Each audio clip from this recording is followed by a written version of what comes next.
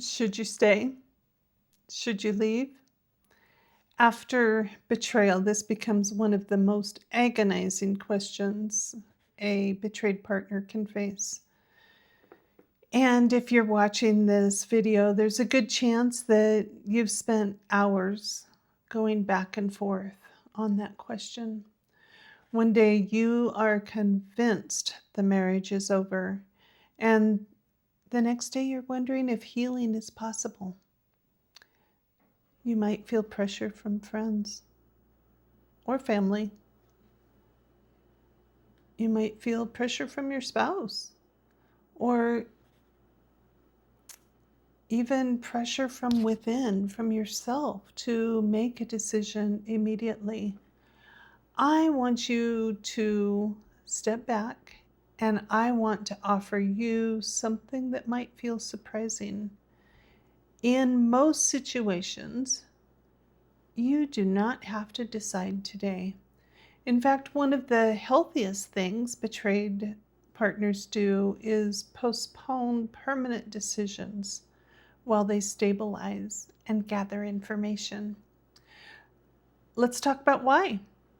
Welcome to Restored Heart Coaching. I am Karen, and I am a betrayal trauma coach. I've been doing this for over 25 years and walking with thousands of women who have been betrayed, coaching partners and both men and women, married and not, and coaching couples after betrayal.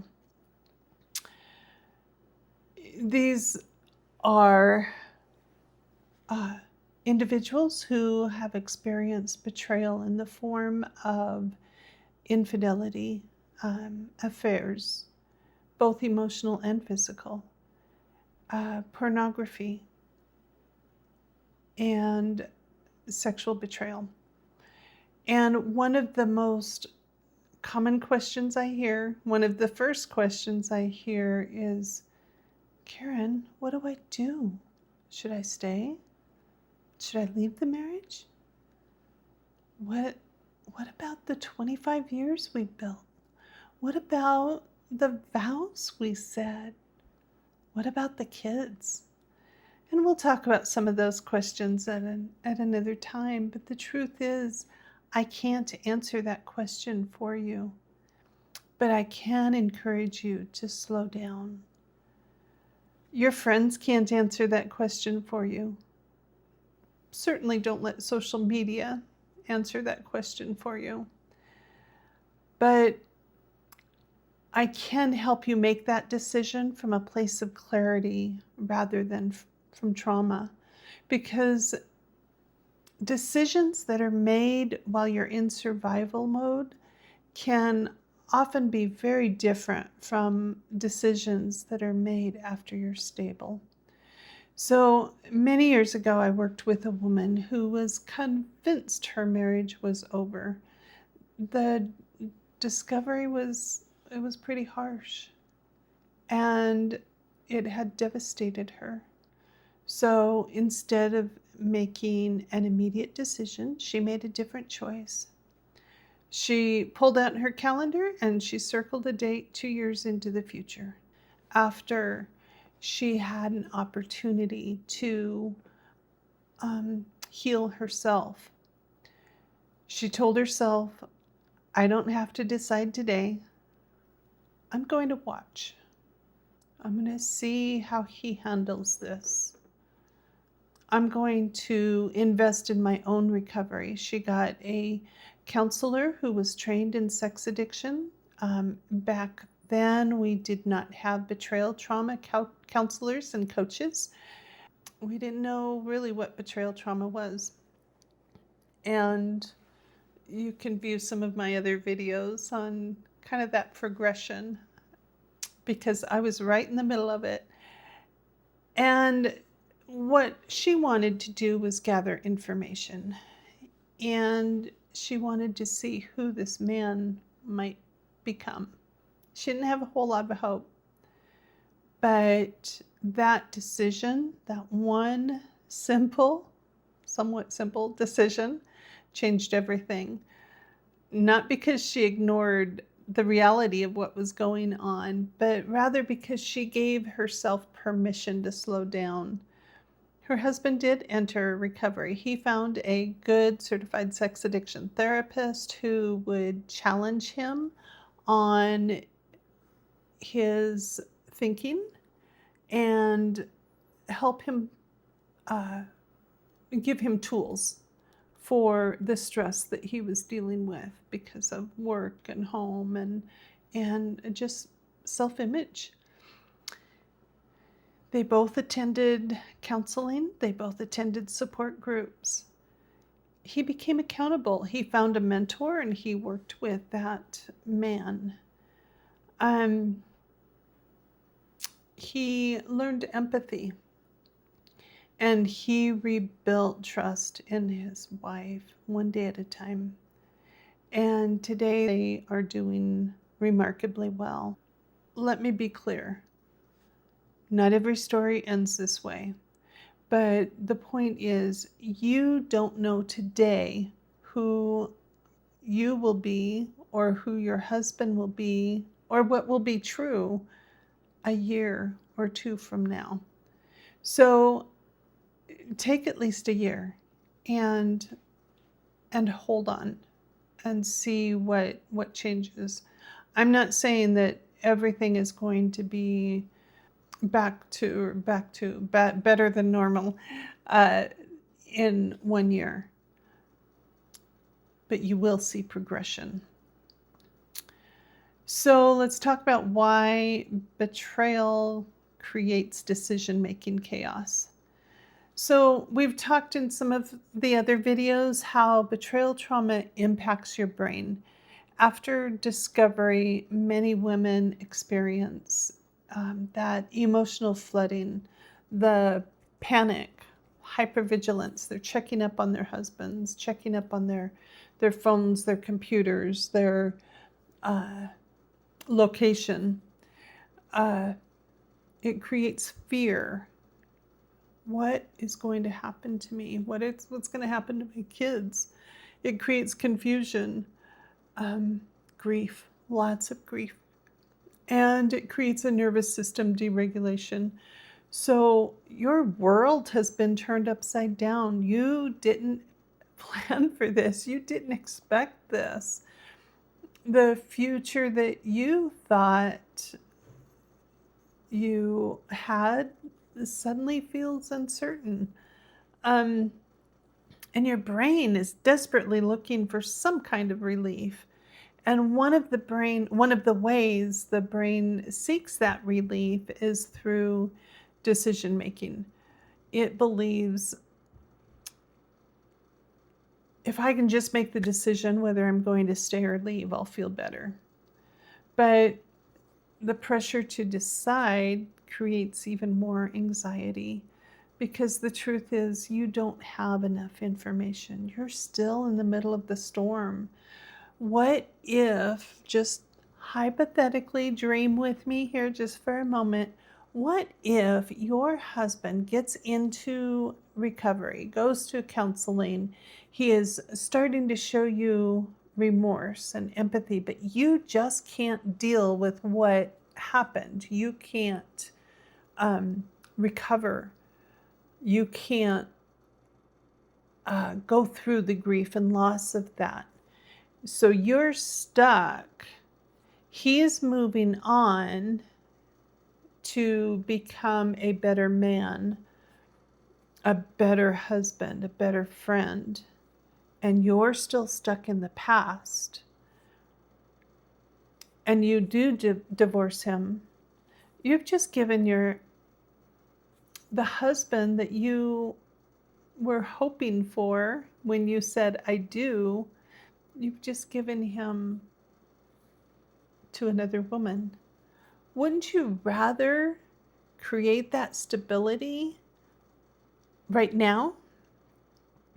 Work at getting that resentment and the pain dealt with so that you can move on as a couple and experience the joys and the future that you had planned on when you first got married. Okay, I digress there. You're still in the middle of the storm. You just you need to work on your calming your nervous system and work through the grief. Okay, let me go back. I'm off my soapbox. So let's talk about why I encourage most women not to make permanent decisions that first year.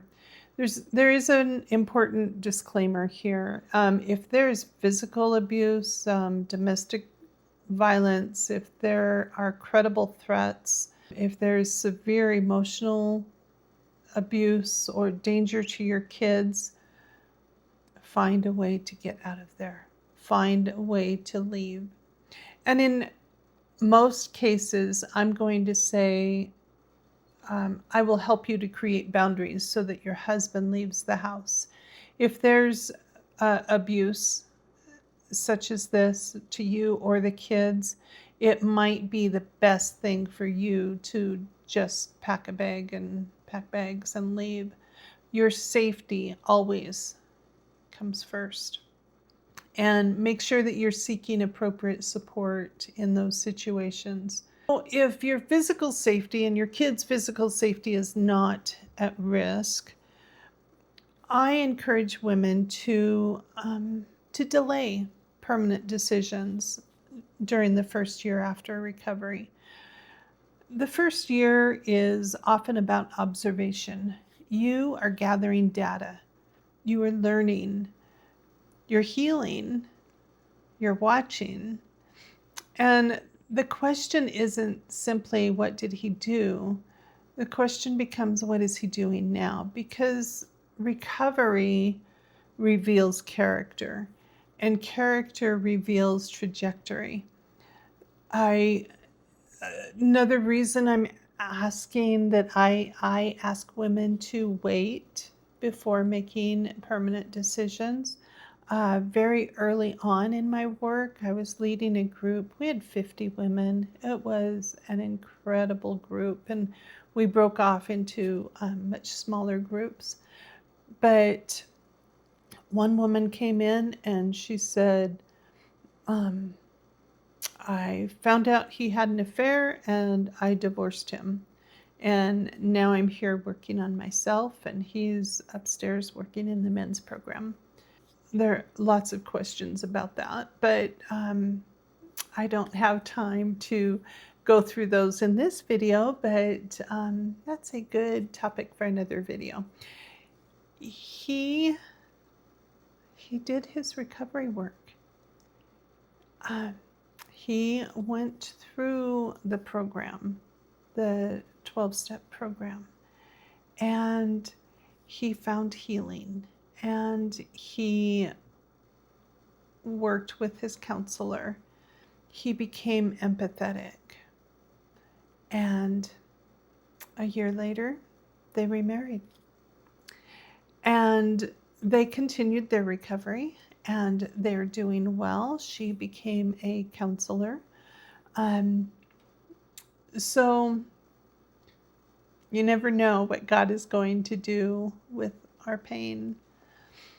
So we talked in the last video about 7 signs you should be watching for, but let's just kind of go over some of these. So this is where many women become investigators of the future rather than investigators of the past. Instead of asking, did he lie? You already know he did. So instead ask, what is he doing today? You're going to watch for transparency,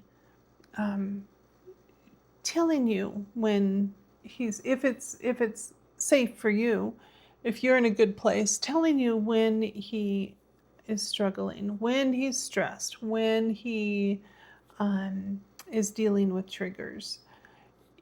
He first wants to be going to his accountability partner, his mentors, or other men that he's talking to. And that's one of the things that you could be watching for.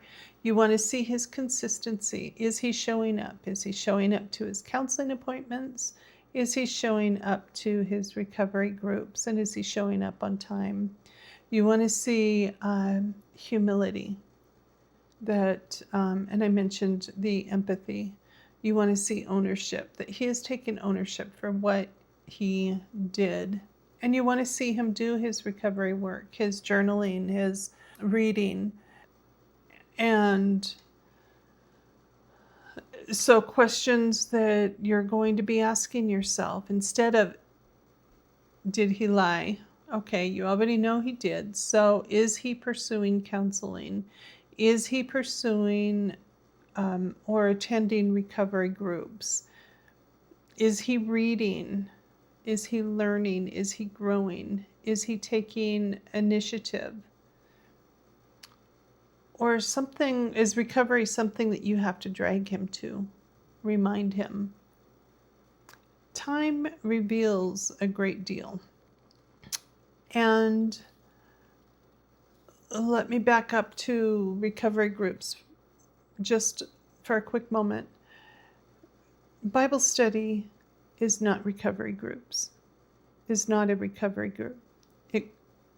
It's good, but it's not the same. So just file that. I'm all for doing recovery groups and Bible study. Understand that the majority of people who are in Bible study are not going to understand infidelity, going to understand sexual addiction or betrayal trauma. I had a woman, when I finally decided to be to share what I was going through, she said, "Oh, well, all men do that." That's not what I needed to hear. Focus on your healing too. So one of the big mistakes I see women make is spending all of their energy watching him, checking up on him, and they are neglecting themselves. Friend, your healing matters too. This was a hard blow that you received, and you need help in getting through it. You need healing to determine whether you're going to stay or leave, or whether the marriage survives. You deserve healing, and you deserve support. You deserve clarity. And that's why I strongly encourage coaching or counseling, support groups, trauma education. Read your books, learn about betrayal trauma. And you need nervous system healing. One woman told me that she became so focused on whether he was changing that she forgot that she needed to heal too. So don't lose yourself in his recovery. I encourage you to invest in your own recovery. So here's a practical exercise that I often recommend. Take your calendar out, choose a date, 1 year or longer, and just write this on that date.